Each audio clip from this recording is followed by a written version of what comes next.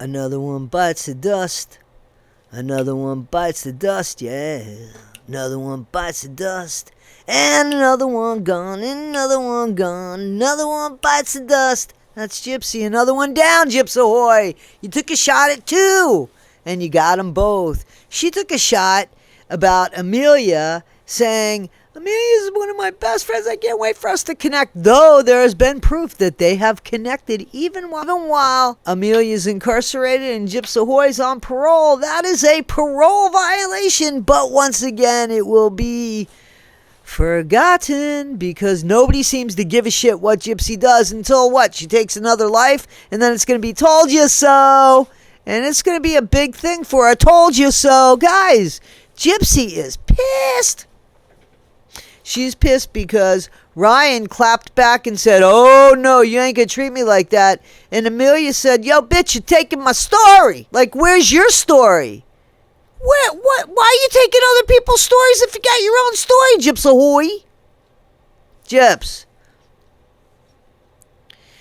2 people in 1 week. You're down with 2 people in 1 week. 2 people that were there for you. Let me tell you something, Gypsy Ahoy. I know that you've been incarcerated for a while and you live in this fucked up little world of Gypsyville. But, you know, it's really hard in this world to find people to be our besties, to have our backs, to keep our secrets, to be loyal to us, to be trusting to us, to be kind to us, to be our confidants. And Gypsy, you keep just like destroying the ones that you have as if they grow off trees, right? So now you think that Bree, I guess Bree, you know, and I'm not just, it could be Joe Schmo, I don't give a fuck about the name. But like, this is your MO, your pattern, you know, like use and abuse, rinse and repeat. That's what I keep saying. Amelia says, yo, Gypsy, you're stealing my story. Do you know what it feels like to steal from somebody who ain't got shit? They're incarcerated. You're just going to steal their victimhood? Because you don't have one of your own. And you forgot what you said. And you remembered Amelia's. So you're going to what? Switcheroo? Switcheroni! And what about what you did to that man Ryan who had to have that mic drop? You shattered that man's heart because you used him, and then you even turned it into something even more ugly. Like, it wasn't enough that you used the guy. You tried to destroy everything about him. Why would that be? What did he do to you besides try to fight for his marriage and try to show you that he was willing to accept you exactly the way you were, even after you broke his heart and hurt him? He's a fool about that, but that doesn't make him a bad guy. That just makes him a fool about that. So why would you put him out there for everybody to see and try to shame him? You think that makes Ryan look bad? Because there's a man that was fighting for his marriage? Because I don't see him fighting for shit since the divorce, but fighting for his marriage so that he could say, man, I did everything I could. Better, he had to live with his decisions and his actions. You don't get to make that call, Gypsy whore. You don't get to make that call at all. But he can leave the relationship now saying, I did everything I possibly could. I told her how I felt, even when I was vulnerable, even when I was gullible. He's going to look back on it and say that. But just to tell you, man, you are loved in a world where supposedly, you were so unloved and unwanted.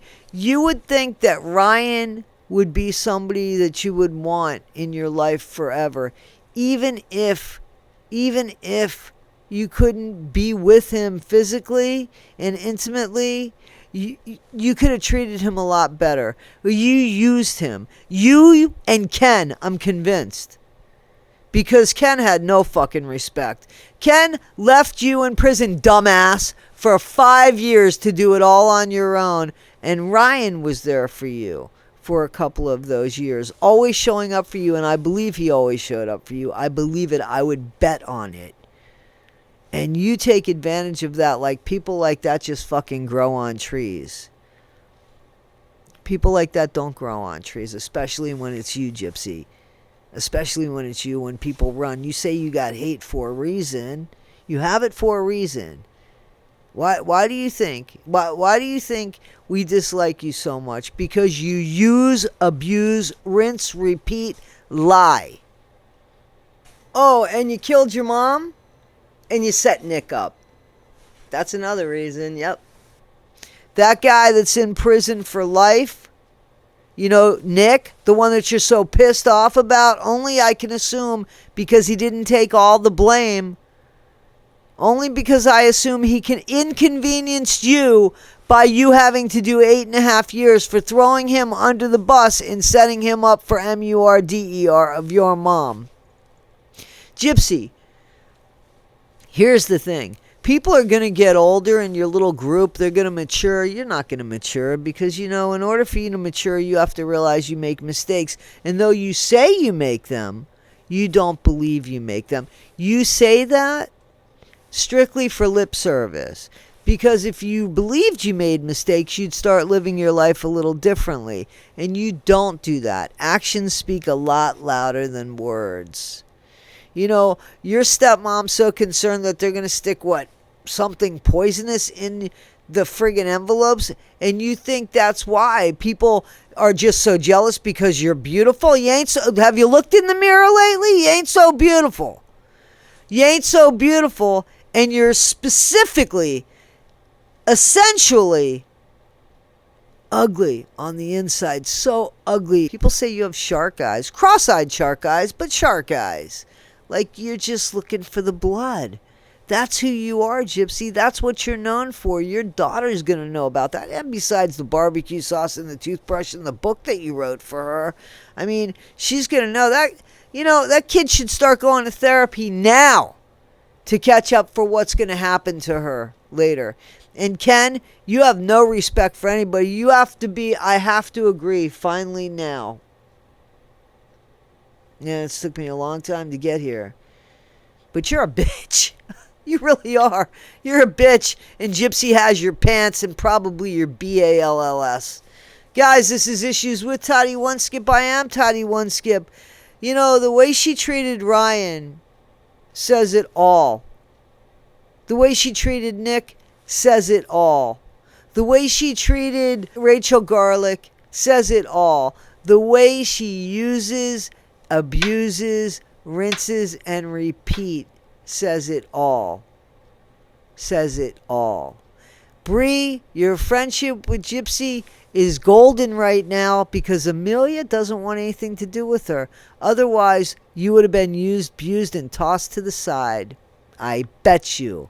I bet you. I bet you. Ask yourself why she calls you up if it's just for filming. You know? Ask yourself why. You know, Bree, be honest with yourself. You know who your friend is, right?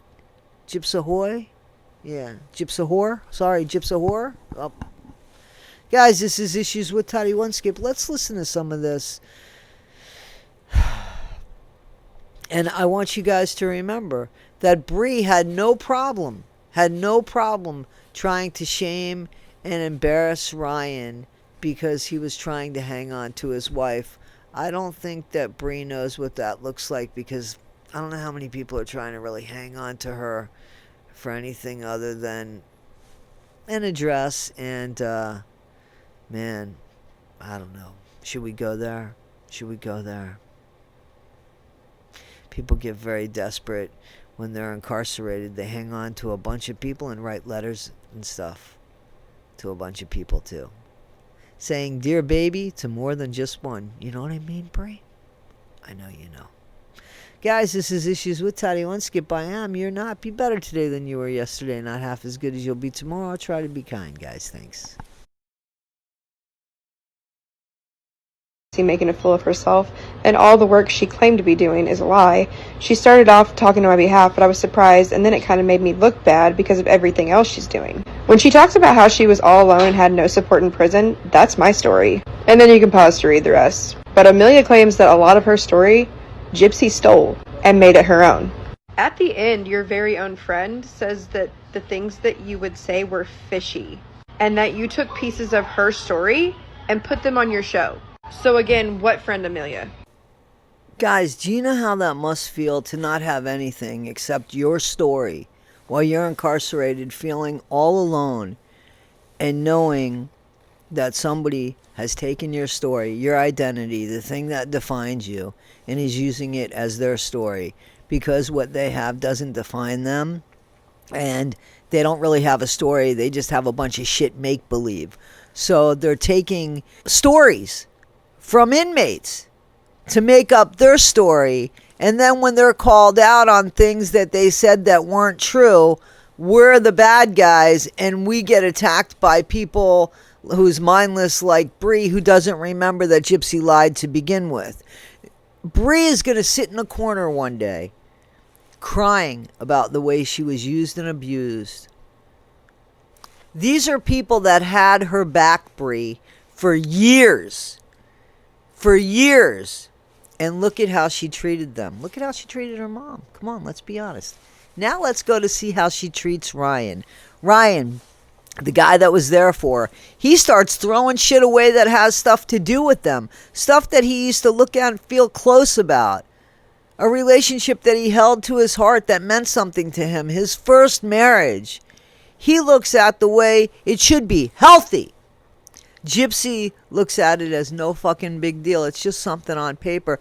Just like a MURDER charge is just something on paper. Ryan, that should have told you how much something on paper means to her. But let's watch Ryan have his collapse. And I ain't mad at him, but Ryan, when you pick yourself up this time, don't go back. Hold your head up high and keep going forward, man. Keep going forward. It's up to you if you want to say shit about her or not say shit about her. But no more. No more ABUSE. Don't let her do that to you. You defend yourself, Ryan. It doesn't make you a bad guy. It doesn't make you petty, sticking up for yourself. It doesn't make that. You don't have to sell her story. You don't have to do anything because you got to live with that. Don't let anybody talk you into anything. You've got to live with the decision you make. But don't let her mistreat you, man. And please hang on to your heart, Ryan. It's a good heart. It's a good heart. It just deserves somebody better. And be a little bit more particular with who you give it to. Guys, let's listen up. I still am. I am taking the high road. I've taken the high road this whole time. You know? I've taken it the whole time. But I'm just the public. She sees me as the public. Some more shit I can throw. That shows that I'm just a member of the public. Let's publicly get rid of some shit. Where's some stuff? All in storage, I guess. Shit. Let's see. Let's see. I don't know. I really like that drawing, but part of me wants to rip that damn thing up so bad. Part of me wants to so bad. But I love that drawing. But part of me wants to rip it up just because it meant nothing. To her, it meant nothing. So, anyway, alright. I've done running stuff and throw shit, and if Pixie didn't like her blanket, I'd throw the blanket. I'm trying to think. Oh, look. Here's something. My pictures. Let's throw this shit.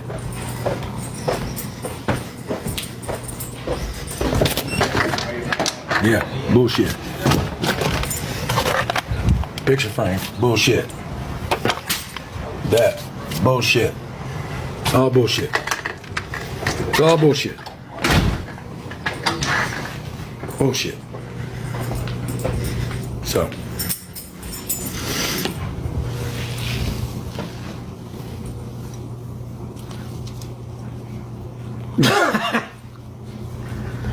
That's my girl. That's right. Hey, Ryan, she really did you a favor by leaving that dog with you, and she really did the dog a favor by leaving the dog with you, because she's crap and she doesn't know how to appreciate anything. You see the way she's treating her baby, right? So I'm sorry about everything that happened. Not that it's my place to apologize, but as somebody looking in and somebody that has a heart, I'm sorry that that happened to you. Also, I think, in all honesty, your D is probably fire, Ryan.